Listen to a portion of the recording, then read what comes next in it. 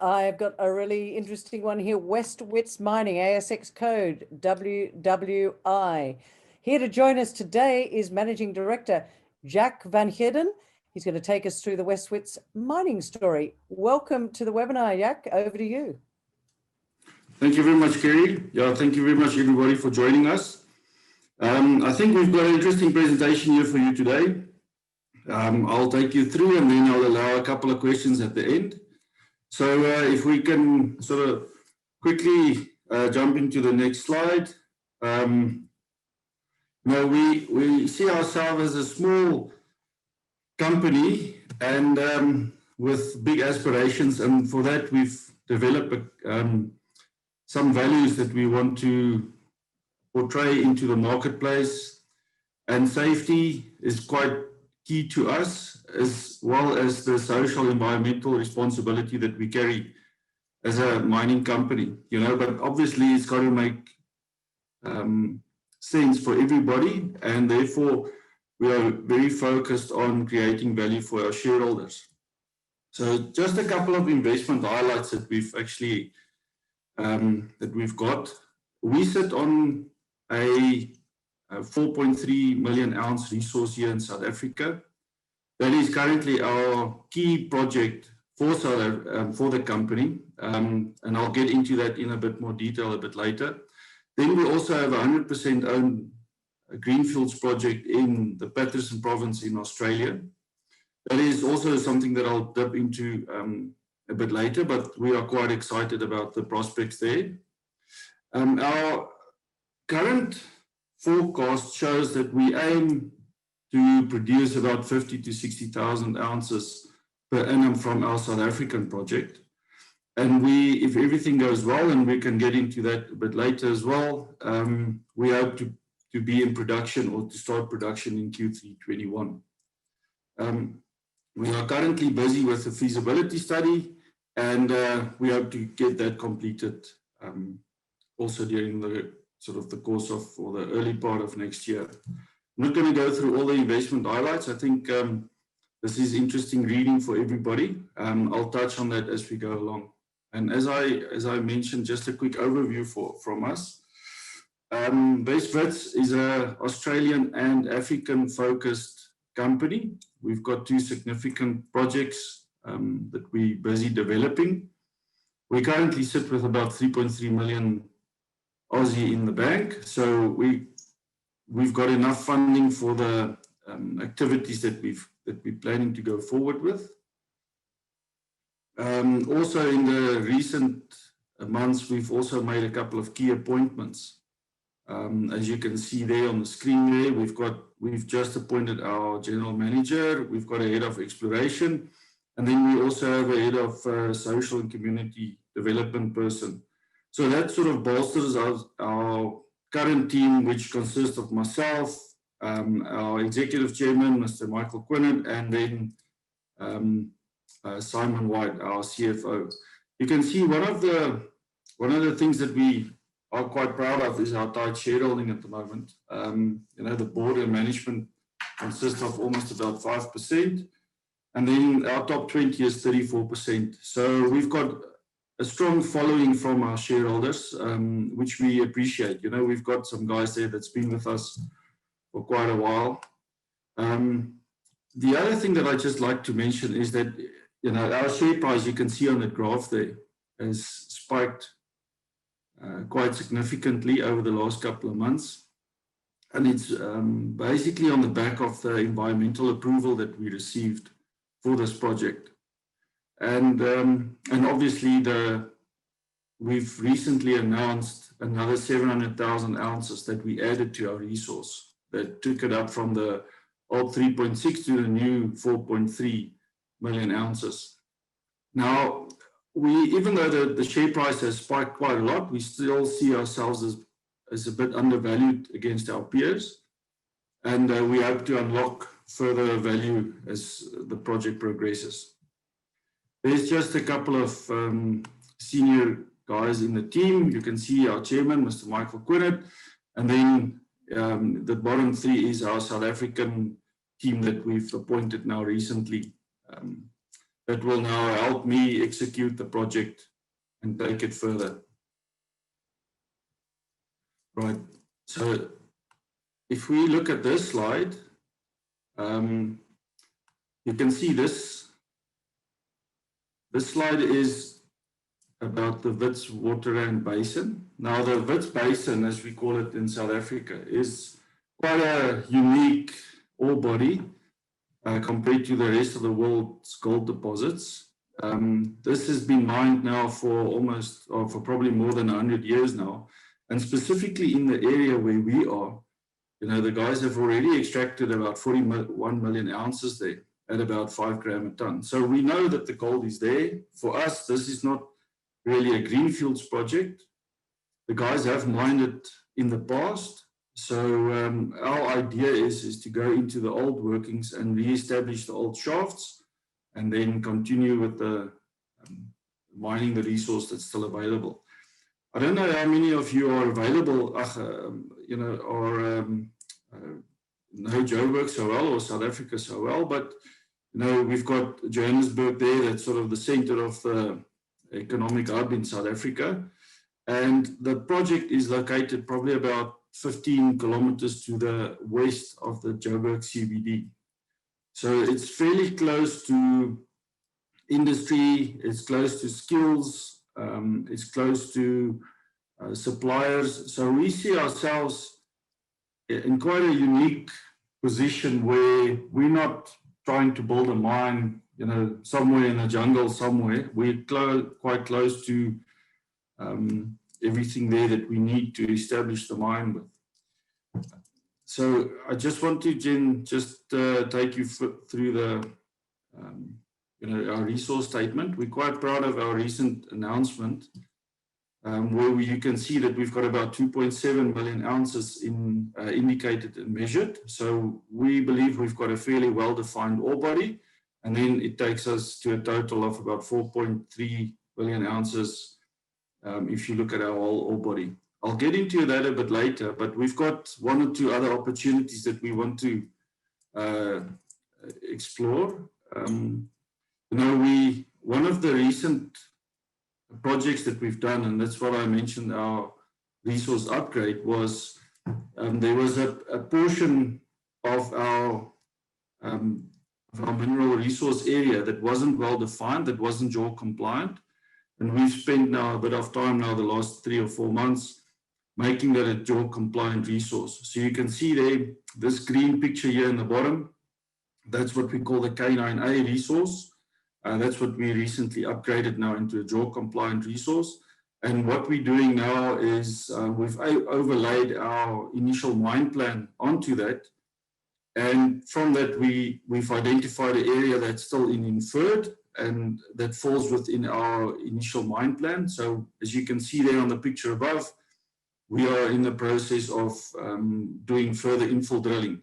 And the whole idea is then to upgrade our inferred resources up into measured and perhaps indicated, if we can get the definition correctly.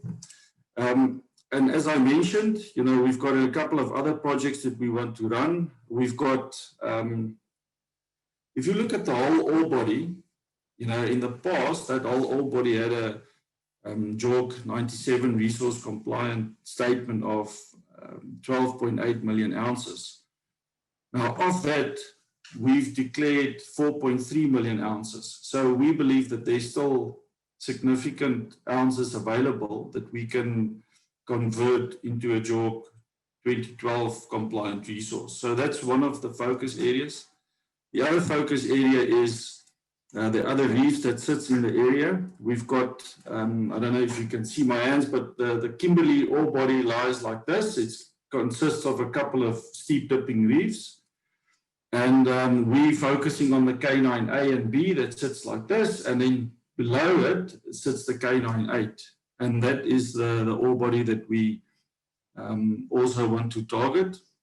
There was some work done in the past, and then we'll pick up on that work that was done. And then if we're lucky, then we can add to the resource statement. So that's part of the exploration work that we'll be doing while we're building up the mine in the future. then just, you know, we've from our scoping study, we identified 5 mining areas. This is let me just quickly start and give you a bit of overview. So the Joburg CBD lies to the east of this ore body, probably about 15 kilometers to the east. This black line is what we call our prospecting right permit. And within that permit so far, we've identified these 5 mining areas. There's 1, 2, 3, and then what we call the Kala shallows and the Kala deeps that sits there. And then we also have our Bird Reef Central area that we can mine. So these 5 areas have been identified, and we've used them in our scoping study to give us a bit of a roadmap going forward. So over time, we hope to establish each of these as a separate operation. And what we've done now is we've focused, because our scoping study gives us a roadmap, and it's indicated that the Kala Shallows is the first project that we should go for. We've decided to move straight into a BFS, which we hope to complete sort of in early quarter 2 next year. So that will then the idea is that we establish that one, and then we roll over and start establishing that according to our feasibility study roadmap, you know. And I must admit that the scoping study was quite positive. Unfortunately, as I explained earlier, because we didn't have a JORC compliant resource, we only used that as a target, and we built a feasibility study, so I can't divulge a bit more information. But what I can tell you is that we did our scoping study at a gold price of 1,500, and it showed up promising. And it also identified that our capex would be relatively low, because the whole idea is that we would re-establish some of the old mine shafts, and then you know, access the mining area from there. You can actually see on this picture here, we've got the 2 guys. That guy there is Joe. He's our recently appointed general manager, and that is one of the shafts that we'll rehabilitate and then use as access into the mine. Just for the guys that's familiar with different mining methods, in South Africa, we've got what we call a typical breast mining method. It's a narrow reef mining method where the stoping width is probably about 1 meters wide, and that's being used quite extensively in South Africa and also in surrounding mines. Our ore body starts at about a dip of about 45 degrees, and then it dips steeper, where it sort of ends up at about a dip of about 70 to 80 degrees. So we've got the opportunity to start off with a well-renowned mining method, and then slowly migrate into a more mechanized opportunity. And that's what we're busy investigating in our feasibility study.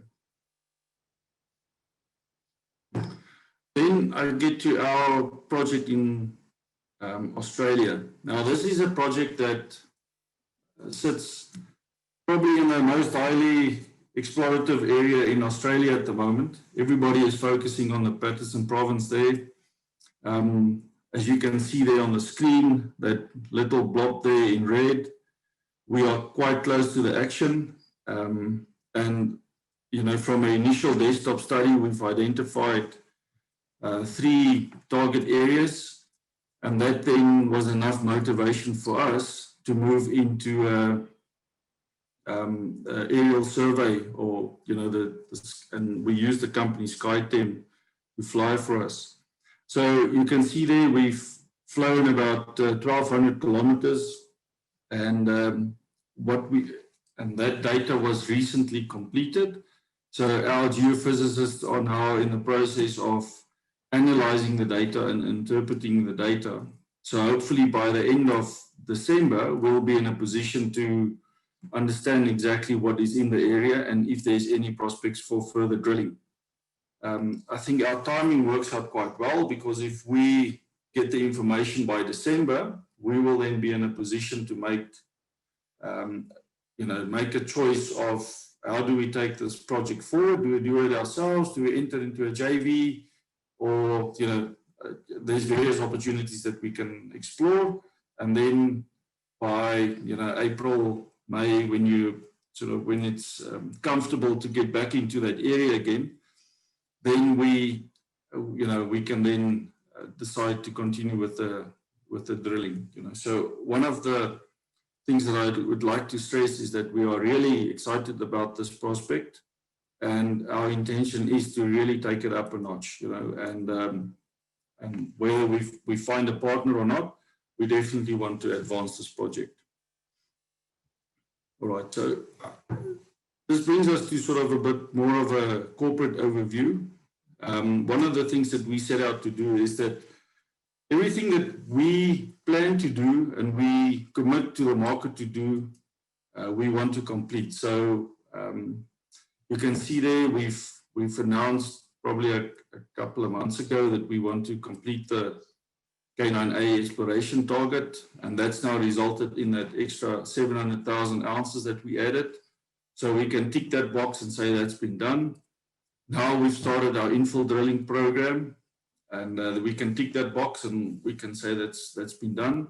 So all these initiatives that we've set ourselves out to do is initiatives that we'll now start ticking off over the next couple of, as you can see on the timelines there.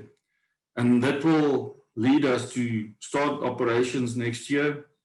And then as we go along, to build up to what we aim to produce at about 50 to 60,000 ounces. So we know that we've got a significant resource there. We know that there's real opportunity there with regards to having skills available in the area and a good supply chain. So we're quite excited to get going and to start proving to the market that that this is a real feasible project for us. And then the third objective is to really advance our Mt Cecilia project. Right. Okay, but I know it was a bit shorter than the time allocated, but I'm quite happy to take any questions. Oh, you're going to have a few questions, Jack. Thank you very much indeed. It's an interesting project. Certainly the Witwatersrand Basin Project in South Africa is very large, and I assume would take quite a lot of, focus. Yet you've also got the Mt Cecilia Project in WA. Which one do you think is more of your focus at the moment? And obviously getting towards a finalized and I guess working more on that, which one? Because they're both very, very different, even though they're both. Yes, no, they absolutely are. And they both sit in different spaces in the value chain, So for us, currently, our focus, almost 99% of our focus sits with the Wits Basin Project. Yeah. We see that as a significant resource. It requires relatively low capex. And we are so far advanced now with the feasibility study and infill drilling that we want to really get this mine into operation, And as you say, once we've got, so our focus is getting this into operation. And then over time, we'll start focusing on our Mt Cecilia project. So even though it's on the radar, but because we're using mainly consultants for our Mt Cecilia project, that can run on the side, while we're focusing our manpower on the Wits Basin project. And I think that the people that are listening need to know that you are somebody who introduces very strict capital controls. And I know that as shareholders, that's music to our ears. So I'm sure you're looking at improving the CapEx and the OpEx going forward. Another question here, I've got a lot of questions. Can you provide an update on the mining rights application for Witwatersrand that was due early November? What's the cause for delay? Look, that's definitely one of the contentious issues that we've had, and if I can, we had our AGM yesterday where our chairman also explained this in quite a lot of detail. Let me just go back allow me 2 seconds to just give you a bit of a background. We submitted our mining right document in July last year. we worked with what we call the DMR, which is our mines department here in South Africa. We've worked with the DMR. They then approved our environmental approval by June last year. So by June this year, sorry, by June this year. So that was quite a significant step for us to get your environmental approval.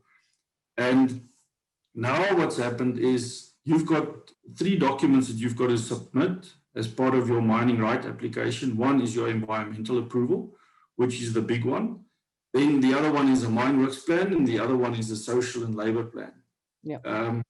Now, because we got approval for because we got our environmental approval, you know, that then the legislation in South Africa then allows the public to appeal against the decision from the department.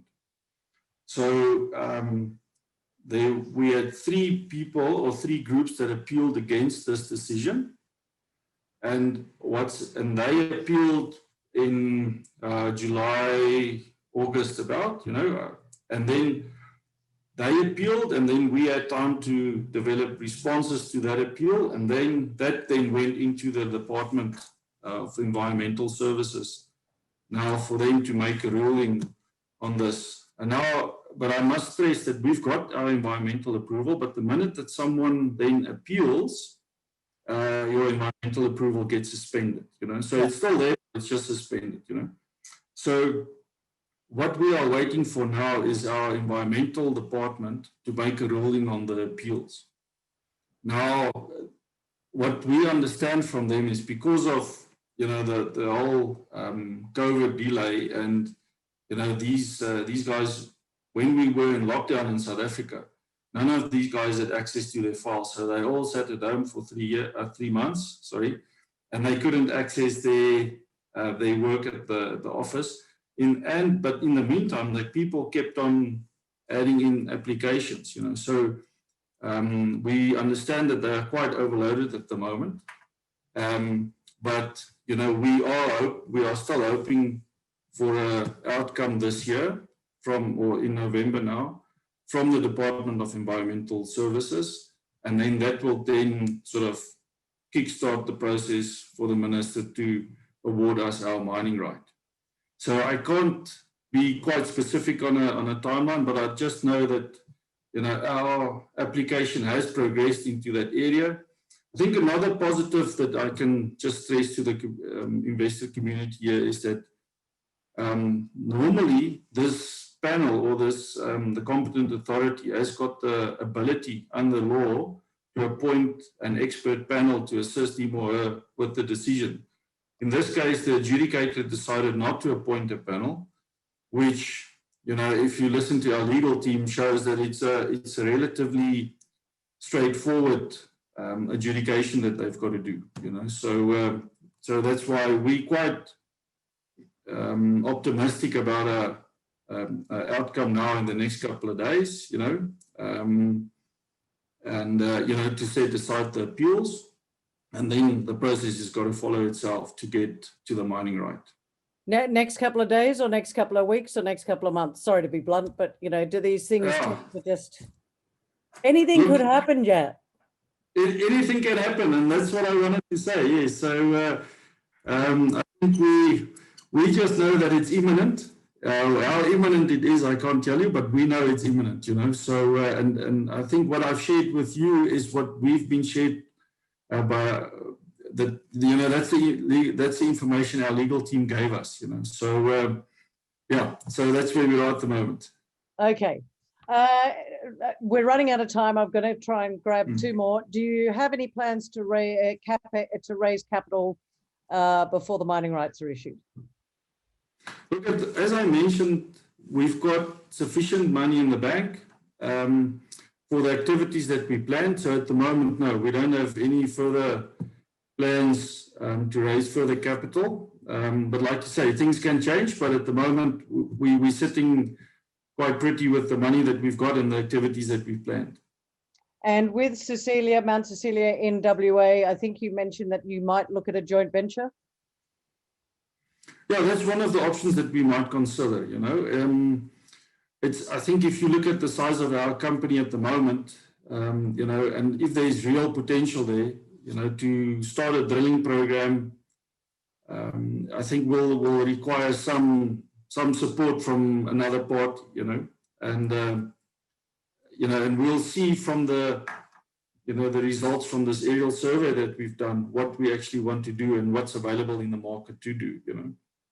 Well, two very exciting projects. One is absolutely huge over there in Johannesburg and so close. My final question to you is, given that it's only 15 kilometers outside of Johannesburg, I guess that means you've got lots of infrastructure. Obviously, you'll have lots of, you know, you draw on people for working and all that sort of stuff. But are there any downsides to being so close to a major city? Look, I think one of the downsides is that you are in between people where they stay and commute on a daily basis, you know. But I think because the town of Joburg or the city of Joburg has just developed such that, you know, there is a lot of people in the area. So that's the one downside. But I think what we've done in terms of our environmental commitments, noise commitments, you know, I think we've addressed all those issues. You know, we are going to be an underground mine, or that's going to be the focus, to be an underground mine. Our closest house is probably about 1 kilometer away from us, you know, so, and because of the depth of the ore body, we're getting in deep, you know, fairly quickly. So I think our impact on the local communities there is going to be minimal, you know, and that's what we've also, so that's I think on the negative side. I think on the positive side for us is that, you know, part of the social and labor plan document that you've got to submit, the company has committed itself to obviously, you know, jobs. There's also then procurement opportunities there. And then also part of the document is then training opportunities, bursaries that we would give to the community, you know, for the, you know, the people to advance their skills. So I think there's, yeah, you can always, but I think we must also stress that because this area has been mined in the past, it's already affected by mining. So it's not a nice, clean greenfields area that you go into. You know, the place is already quite disturbed. Yeah. And I think the minute that we step foot on there, you start establishing yourself, you know, that's when you start improving the area. You know, there will be, you know, better security in the area and those type of things, you know. So I think, yeah, you can see the negative, but I think we, at the moment, what we're bringing to the table is more good than bad, you know. I certainly agree with that. And sadly, we have not only run out of time, we're over time, Jack. I will be crucified. Jack van Heerden from Wits Mining, it's been an absolute pleasure to have you today. For those listening, we will be back tomorrow for the final day of the NWR Virtual Resources Conference. But for now, Jack van Heerden, Wits Mining, thank you so much for joining us today. Thanks, everybody. Thanks, Kate. Have a good day. Bye-bye.